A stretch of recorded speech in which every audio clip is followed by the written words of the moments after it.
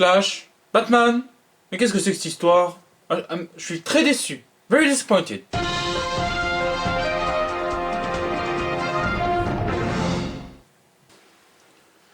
Ben oui, j'apprends que vous allez enquêter sur ce badge qui est apparu, alors je ne dirai ni comment ni pourquoi, parce que ça serait spoilé, et le spoil, c'est mal, mais qui est apparu le 25 mai 2016, le tout premier jour du Rebirth. Alors Flash, t'es le plus rapide de la classe, et c'est maintenant que tu t'y mets? Batman, le meilleur enquêteur de la classe, la meilleure moyenne en maths en SVT. Et t'as pas vu que c'est le badge du comédien dans Watchmen? Tu lis pas des comics? Putain. Bref, sortez vos agendas et notez que la semaine prochaine, le JT Comics aura un jour d'avance pour cause de départ à Angoulême. Alors ça sortira le mardi et évidemment je demanderai à ceux qui me suivent sur les réseaux sociaux leur message lundi. Bon allez, sortez vos cahiers sans plus attendre. Aujourd'hui il y a de l'info dans de l'info, c'est plus un JT, c'est une grenade à fragmentation et donc du coup tout de suite c'est les news de la semaine. Inception. Arrêtez tout, je sais pourquoi. Tous les fans de super-héros depuis la plus jeune enfance, elles sont des résidus de sperme dégénérés, violents et bagarreurs. Et oui, c'est une étude nommée POW, Boom, Kablam, les effets du visionnage des programmes de super-héros sur les comportements défensifs, prosociaux et agressifs des enfants entre 3 et 6 ans qui le montrent. Alors elle est conduite par l'université privée de Brigham Young, une université sponsorisée par l'église mormone, et elle a été menée sur un échantillon de 240 enfants, 120 filles et 120 garçons. Alors en gros, ça cherche à prouver que les mécanismes d'identification et le caractère fascinant de ces programmes de super-héros ne rendraient pas les jeunes enfants plus portés sur la justice ou sur la défense de liberté, mais les rendraient simplement plus agressifs, puisque ces derniers ne retiendraient que la violence. Bon, on est loin de l'époque où on voulait censurer les comics, puisque je me doute que ça ne fera pas l'objet d'audience au Sénat américain. Et d'ailleurs, je voudrais pas être caricatural, puisqu'au final, l'étude encourage les parents à beaucoup parler avec leurs enfants de ce qu'ils regardent, à diversifier au maximum les activités proposées dans leur routine, donc c'est très bien. Mais je peux pas m'empêcher de noter quand même quelques similarités entre cette étude et les méthodes, notamment employées par le Dr Frederick Wertham dans Seduction of the Innocent, le bouquin qui a failli mettre un coup dans les tibias de l'industrie du comic book américain. Ben ouais, ils disent qu'ils cherchent dans les réponses des enfants des codes soit de violence, soit de défense. 10% des enfants parleraient de leur super-héros avec des capacités de défense, genre il peut tirer des toiles, il peut sauver des gens. 20% des enfants associent leur super-héros préféré avec de la violence, il est vert, il peut tout casser, il fracasse tout.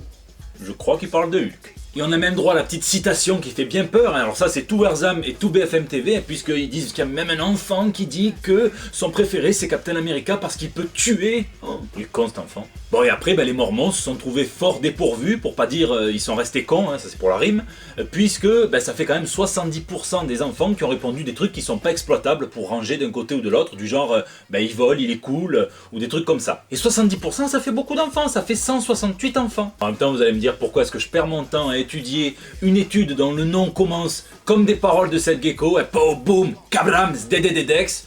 C'était biaisé d'avance, c'est pas sérieux quoi. La loi des séries. Et n'en déplaise au moment, on va parler de séries justement, et notamment de comics, parce que les séries dont on va parler sont tirées de comics. Il faut pas l'oublier. On a pu voir que le personnage de Jérôme Valeska, interprété par Cameron Monaghan dans la série Gotham, qui est teasé pour être le Joker, ressemble de plus en plus au Joker du New 52 par Greg Capullo. Il y en a même certains qui disent que ce Joker-là est meilleur que celui de Jared Leto. Je vous laisse me dire ça dans les commentaires. Finn Jones, qui interprétera Iron Fist, Danny Rand dans la prochaine série Netflix consacrée au personnage, a été très clair. C'est ma version d'Iron Fist, c'est la version de Scott Buck, le producteur exécutif de la série, et c'est la version Marvel TV et Netflix d'Iron Fist, pas celle du comics apparemment, même si évidemment on n'a pas pu s'empêcher de noter quand même quelques ressemblances, ça sera inévitable. D'ailleurs, un acteur n'aurait pas lu tous les comics, ni même vu toutes les séries Netflix et Marvel avant. Il va rester vierge. Bon, après tout, pourquoi pas. Pas de souci à se faire en revanche du côté de Legion, la série Marvel et Fox, puisque l'acteur principal Dan Stevens a assuré que la série serait dissociée de la franchise cinématographique, mais qu'elle se rapprocherait, qu'elle serait très fidèle aux comics, notamment à leur côté espiègle. Il y aura même des sentinelles, alors bon, c'est dire. Tiens, on termine avec une question, puisqu'on a appris que la Fox préparait un nouveau film sur les X-Men, dont le nom de code est Dark Phoenix ou Supernova. Alors, est-ce que la Fox s'apprête à essorer encore un petit peu plus la saga du Dark Phoenix de Byrne et de Claremont? Mr. President. Il faut jamais sous-estimer les comics ni même la culture populaire, puisqu'elle se nourrit d'absolument tout ce qui passe.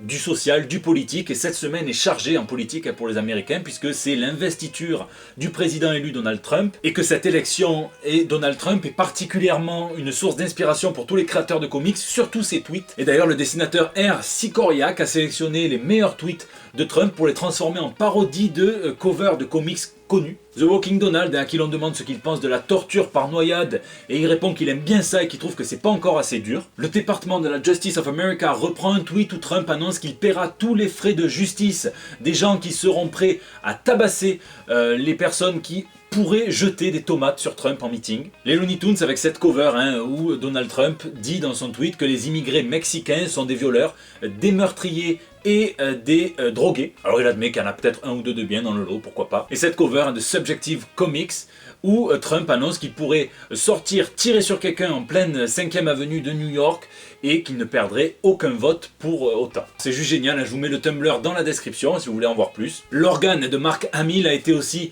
stimulé par les tweets de Trump puisque celui qu'on connaît pour son rôle dans Star Wars, Luke Skywalker, mais qu'on connaît encore mieux nous pour sa voix, la voix du Joker dans la série animée de Batman, eh bien s'amuse à relire certains tweets du futur président Trump avec la voix du prince du crime de Gotham. Par exemple celui-ci où Trump attaque John Lewis, membre du Congrès et auteur d'un comic book, March. Congressman John Lewis should spend more time on fixing and helping his district, which is in horrible shape and falling apart, not to mention crime infested, rather than falsely complaining about the election results. All talk, talk, talk. No action or results. Sad. Tiens d'ailleurs, Action-Réaction, la biographie de John Lewis qu'il a réalisée sous forme de comic book s'appelle March. Ça retrace son combat pour les droits sociaux et les droits civiques, le combat aussi de beaucoup de noirs américains, qu'il a réalisé avec Andrew Aydin et Nate Powell au dessin. Et bien, après le tweet de Trump, c'est devenu un best-seller sur Amazon. Voilà, Trump relance l'industrie du comics. Il fait même travailler les gens gratuitement, à des femmes en plus, puisque plusieurs d'entre elles ont réuni une série de dessins anti-Trump dans une anthologie qui paraîtra gratuitement dans certains comic shops le jour de l'investiture du président, tout un symbole, 60 000 exemplaires de tirés. Merci Trump. De toute façon, comme l'a dit Barack Obama dans une de ses dernières interviews au Times, il ne faut pas s'inquiéter pour l'avenir du livre, et moi je rajoute du comic book, puisque nous sommes l'espèce de la narration. Adjugé. Tiens, un exemplaire de la première apparition de Spider-Man dans Amazing Fantasy XV, c'est adjugé à 460 000 $. Il était parfaitement en bon état. Bon, pas le record de 2011 qui est quand même à 1 100 000 $. Mais quand même, ça reste une sacrée somme d'argent et les prix grimpent. D'ailleurs, si vous voulez investir dans le cosplay de l'ultime, sachez que le costume de Reeve dans Superman de 1978 est à vendre. Enfin, une partie de celui-ci. Il faut quand même avoir envie de porter des bodys. Après l'âge de 5 ans, ça fait un petit peu honte. Il faut surtout avoir 40 000 $ à investir. Et pour ceux qui préfèrent les occupations plus sérieuses et les jeux de grands, eh bien la tenue de Michael Keaton dans Batman Returns de 1992, la tenue entière est à vendre, mise à prix 35 000 $.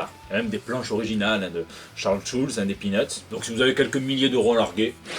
L'habit fait le moine. Alors vous le savez, en avril prochain, le costume de Superman va subir une petite mise à jour. En gros, on revient au costume d'origine sans le slip par-dessus le pantalon, juste une petite ceinture discrète. Et il y a un mec qui a été posté sur le mur Facebook de Dan Didio, l'éditeur en chef de chez DC, pour lui dire que les nazis aussi détestaient le Superman et plus particulièrement son costume et son slip.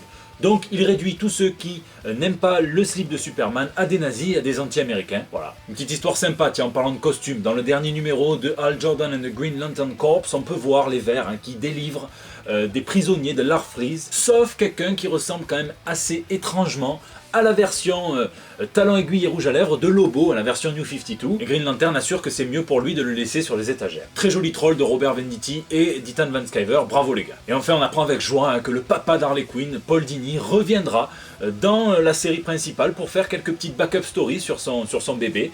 Et donc voilà, ça donne cette cover avec les deux costumes qui s'affrontent comme ça. C'est la fin de ce JT Comics, j'espère qu'il vous a plu. N'hésitez pas à venir me dire dans les commentaires.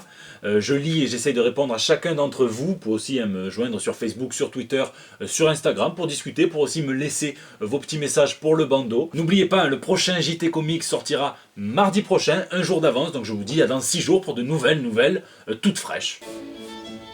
Et Superman, tu portes ton slip par-dessus ton pantalon.